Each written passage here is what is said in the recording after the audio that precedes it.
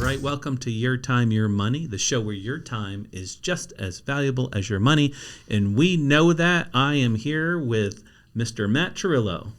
At your leisure. At your pleasure, Mr. Yes. Esley. And I think we have the perfect topic for us because at Hearts, we are kids. We are kids at heart. This is a great show because we're kids at heart. And we're too goofy sometimes. We are And a little goofy. Our parents still tell us to stay in line. Grow up, right? Peter Pan. Grow up, Peter Pan. Grow up. Peter Pan's actually the bad guy. Did you know that? Did you know that in Never Never Land? Peter Pan's a bad guy? No, not in my version. No, I'm seriously. If you look it up, there's like a fan theory for Peter Pan being the bad guy. He's a peanut butter maker in my version. Smooth and creamy. No, hey, we got a great episode today. We're going to try to keep it simple. Very Peter Pan-esque. Very Peter Pan-esque. Right. Talking about kids. About kids, ways to encourage them to invest, ways that they can be involved in the household in investing, right? And we're talking 3, 4, 5 years old. We're not talking a minor at 15, 16 with a job. I feel like nowadays minors are really actually too integrated in the household spending. And, you see a lot of minors nowadays are working to keep their household afloat. True. Right. And that's a real thing. I see it every day at the high school. Kids are working to keep their parents' bills paid. Yep. Right. So this is more geared toward younger adolescents, between the ages of 4 and 10. Yeah. Try to build some good habits. And just off the bat, there are some kids that are very inclined and astute to working and investing and understanding saving money. I agree. And I would say that's the exception to the rule. Most kids need to be taught it. Most kids don't have a knack for money or understand it right away. And it's funny because, if you think about how school teaches time nowadays, schools don't teach you time on a clock anymore. Yeah. Everything's digital. Yep. Similarly, when I was a kid, schools used to teach us with the coins. They had fake money. Yep. They don't do that anymore. Exactly. There's no more fake money in schools. Yep. So let's dive into it. And in this episode, just because our guy behind the camera, Sam, always reminds us to, and it's a kids episode, we are going to flip the old hourglass. So the hourglass. Special button. Yes. So let's get into Your Time, Your Money, the kids version. Kids version. So, the first thing, right, is we want to keep things very simple when we're talking to kids. I've said this in another episode that we talked about for kids, but we want to, the words and terminologies that you have to use when it comes to investing with children has to be drastically different than what you use with an adult. Correct. And sometimes it has to be the same because sometimes adults struggle with basic money, money math. True. And kids understand the simple concept of more, of adding, of subtracting or taking away, and having less, right? And you really don't want to overcomplicate it. No. Because that's where, just like in investing for adults, is the more confused you are, the less likely you are to act. Well, yeah, especially if you're fearful or you're not sure, that's the worst case scenario for a kid, especially if you give them $10 and say, hey, you're going to go into the store and you're going to buy this item. Yeah. And they don't know how much they're going to get back. They don't know how much the item costs. Yep. Right? Where do I find the price? Yep. What's my change look like? True. And for a kid, I would say the first thing to start with is to make it fun. And in today's world, there are a lot of really cool tools out there that are kind of piggy bank in nature that can teach a kid to save. And I actually have one of them today. Another one that's out there that I didn't bring in that I have from my girls, it's called the Zillionaire Savings Bank. The Zillionaire. And it's digital. It's got an interactive display on it. Pretty cool. It's got a little locks on it. Parents can set the locks so the kids can't get into it unless it's further approved. But they can type in their goals. It'll keep track when you add. You have to put in the amount and it subtracts it from your goal to let you know how much is there. It's actually a pretty cool digital tool. It's a little bit more expensive, but what I brought in today is this great little box, and I found this online just looking around for things that we can do as an office, things that we can do with our kids, and in savings. And what this box is basically there's a whiteboard on it, and our listeners can't see it, obviously, our viewers may not be able to see it, but there's 100 different boxes on here, and they all have ranges from $5 up to $500. Where if you put money in, you just check it off. Yep, and there's a little white marker and eraser on there, and when you get through all the little squares, this box will have $10,000 in it. I feel like it's not going to fit. I feel like you're going to exploding the box. I thought that too, but then I realized when you're talking only bills, no coins. No coins at all. 10,000 can fit into that little That's crazy. box, no problem. I feel like when you think $1 million, you think this big pile of money. It's really not. It's only like that much. No, it's the guy with the earpiece and a suitcase. Right, you know what I mean? Like watch out you think. But honestly though, you make a good point here, and this is an interactive tool. Right. And kids, especially young kids, have a lot of different modalities of learning. Right. Some kids learn by actually touching and counting money. Right. Yeah. My daughter Samantha learns by actually physically touching the money. Whereas Lincoln, if we talk to him about it, like what to expect when he's going to earn money for doing a chore or doing something extra, now he understands, okay, this is what I'm going to get for doing an activity. Yeah, and right? just to really set the stage for our listeners too, just so that we can kind of prove this isn't off the cuff. For those listeners that don't know, that my partner here, Matt Chirillo, actually has a teaching degree.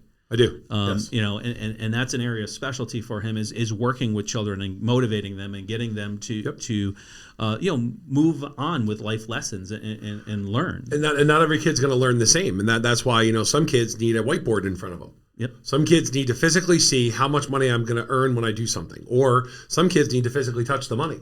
Exactly. And, right? And these tools are very important in that process, especially the younger kids. Yep. And anything that's more interactive like this, where you're drawing on it with a whiteboard and there's a goal or an accomplishment. Kids understand a goal if you put positive reinforcement is the best reinforcement. Yep. So look at the different options out there. Just Google it. Go on Amazon. Go on any of the sites and just see what cool tools are out there, and see what might work for your kids. The one thing I'm going to urge people is don't fixate, because if you fixate on it, it becomes too much of a big deal. And now kids start to stress about it. They worry about it. And we talked about in the beginning, there's a lot of adolescents, kids that are teenagers that are working full-time jobs, trying to, support their family. And, you're taking away their childhood. You're taking away opportunities. Correct. To do other things. And I find another good time to help, kind of talk a child through the importance of savings and finance is that drive time. Yes. Too many times the kids are in the back on their device and nobody's talking in the car or what have you. But it's a great time to really talk about like what money is, what mom and dad bring in and what it pays for and allows the family to do. So they start understanding the importance of it. We're going to go on vacation. You're going to get an iPad, something to that effect. Yep. This is a cost. Yep. And this costs mom or dad 2 weeks of work. Right. Or put it in context that they can understand, so they understand how important it is, and it's not an expectation. Right? Well, here's a great visual representation. So I live on a beautiful cul-de-sac with a huge oak tree, and the oak tree drops freaking acorns, and these acorns are hard and they're thick and they get stuck in the ground. So one great modification I do with my kids is I take a big blue bucket. And it's probably like this high and this big, and I say, is it full for a reason, or if you fill up the blue bucket, you get $5, right? And it's like it takes them a solid hour of like pulling acorns out of the ground and filling up the bucket. Where once they fill the bucket up, they get $5.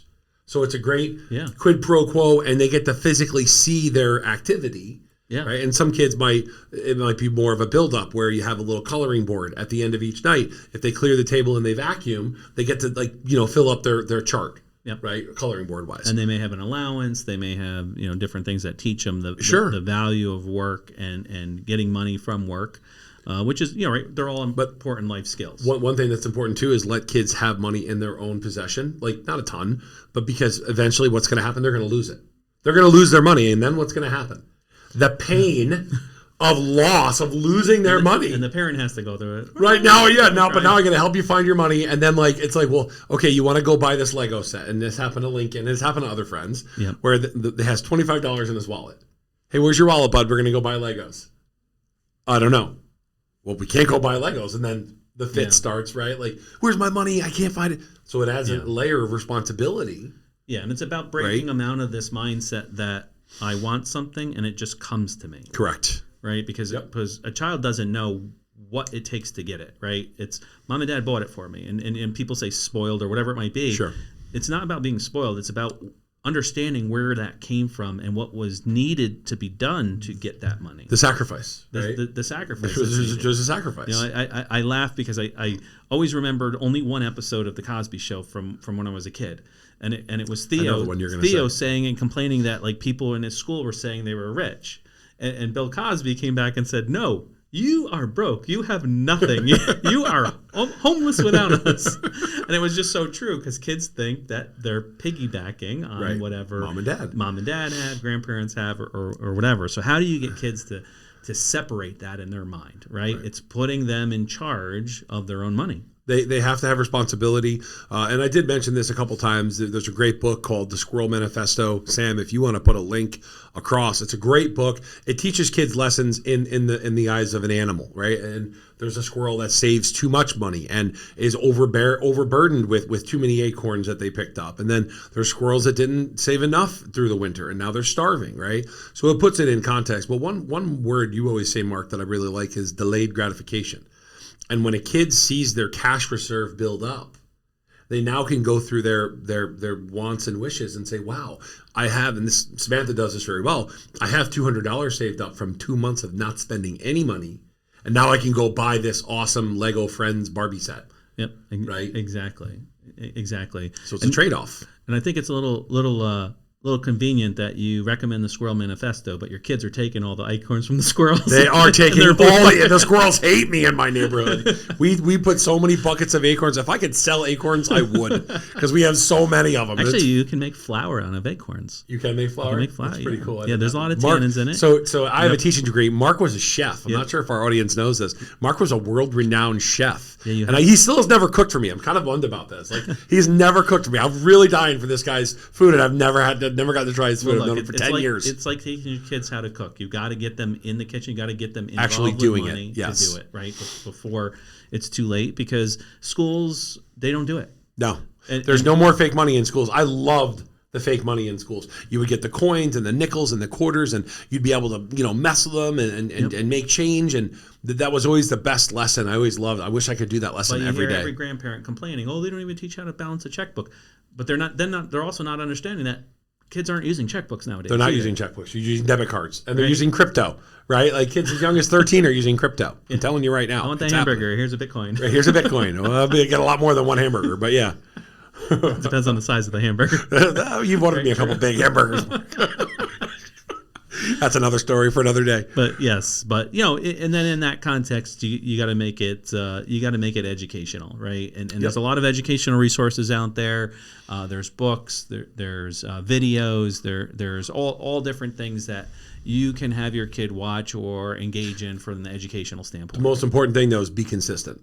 Because if you're going to put together a chart, or you're going to do this, or just be consistent with your decision. Because if you change halfway through, they're not going to get the follow through of the outcome of what their savings is going to get them. Correct. And one of the things that we do in our household is, as the girls do chores around the house, that money goes into a bin or mason jar, basically. Yep. And that mason jar, then they can only use to buy gifts for others. Oh, okay. So it kind of teaches them also to be charitable. Yeah, I like that. And to know that, hey, I'm working hard because I want to buy my sister XYZ for her birthday, or I want to buy somebody Aunt Lisa or somebody, a gift for their birthday. Well, they use their chore money that they use for it, so that they know, hey, I've got it built up, and I got to get to a certain dollar amount before Christmas if I want to buy Christmas gifts for everybody. Because kids love giving gifts. They do, and I agree with 100%. Lincoln loves getting in the Christmas spirit. Lincoln just loves. He'll wrap everything in his room. Yep. He wrap all of his comic books, all of his toys. I'm like, oh, this is great. I got a whole Christmas tree of like little miniatures and stuff. Can of olives. Whoa. I'm like, oh, this is great. I just bought these last week. I love their wrapped. But yeah, you're absolutely right. Kids love the process of giving, and I think that's a good mindset to get kids in. Is the opportunity to grow a pile of money, and mason jar is great. Why? It's clear. Yeah. It's the only downside of this is I can't see what's inside of it. But you can see the numbers, that you fill up. But not every kid knows how to read numbers or what they mean. Correct. Whereas if a kid sees a giant mason jar full of quarters and nickels and dollar bills, and even better, the gold dollars are awesome. You can't find those anywhere. Sacagawea. Yeah, the Sacagawea, right? Yeah. Every time I go to the bank, they never got any. I'm like, come on, put a couple aside for me. But the physical big mason jar, letting a kid, even better, rolling quarters, right? I was just going to bring that up. That's how I fell in love with understanding money when I was a kid. My mom and I would just roll quarters for hours on end. Yep. And for a young kid, right? Obviously, it helps with counting, right? Usually, people are putting them in piles of 10, and you need 10 for 50 cents, right? It helps with all those math skills that you need as well. There's actually this really cool show on Amazon called, I think it's the Beast Games, or it's one of the Beast Games. They have to count quarters for 8 hours. And then after they're done counting quarters for 8 hours, they have to guess how much they counted. And that guess ultimately rewards them with the final win or kills them in the end. It's kind of a crazy show. I forget the name of it. It's a really cool show on Amazon. So 8 hours of counting quarters. That's all you do for 8 hours. People are like falling asleep. It was crazy. Carpal tunnel in your 3. I can't move my hand. So, our point of today's episode was to make sure that parents start engaging their kids more, can get that education out there early on. We're excited with some things that Iron Tree Financial is going to be doing to help educate children. We'll be rolling that out as well. And by the way, I brought this box in today because this is another announcement that's going to be coming out in another couple weeks that's going to be centered around charity and Iron Tree. And there's a rhyme and reason for the fact that this box will hold exactly $10,000, which we will announce it at a soon-to-be later episode. It's exciting. Coincided with our move to our new location that'll be coming up. So a lot of happenings going on here. Awesome. So we want to make sure that your kids are empowered to go on and save and continue on the trend that you have started for them. And as always, you can find us at irontreefinancial.com.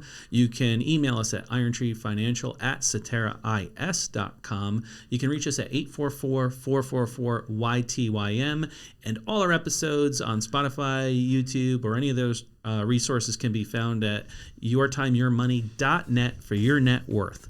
Another thing that we're encouraging clients to go to is irontreefinancial.com. It's a great website. On there are also our events, our quarterly calendar for clients, as well as our client access for those that invest with us as well. So check that website out as well. And as always, it's your time and your money.